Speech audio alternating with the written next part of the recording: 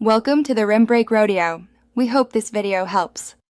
In this video, I will explain how to make durian tiramisu. First, gather all your ingredients, ensuring your durian is ripe and fragrant for the best flavor. We will start by preparing the durian puree, which forms the heart of this unique dessert.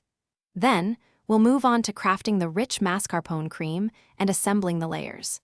This guide will help you create a truly memorable and delicious dessert.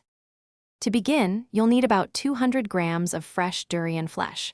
Blend this until it forms a smooth, thick puree, setting it aside for later. Next, brew 1 cup of strong coffee, perhaps espresso, and allow it to cool completely. This coffee will be used to soak our ladyfingers. Also, separate 3 large egg yolks, as these are crucial for achieving the tiramisu's signature creamy texture. Now, let's create the luscious mascarpone cream. In a bowl, whisk 3 egg yolks with 50 grams of granulated sugar until light and fluffy. Gently fold in 250 grams of mascarpone cheese until just combined. In a separate bowl, whip 200 milliliters of cold, heavy cream until it forms soft peaks.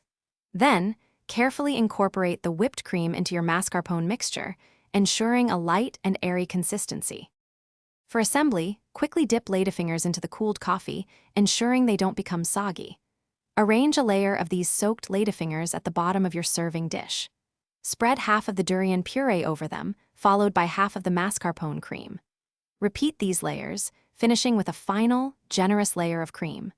Refrigerate your durian tiramisu for at least 4 hours, or ideally overnight, to allow the flavors to meld beautifully. Thanks for watching. Consider subscribing if we helped you.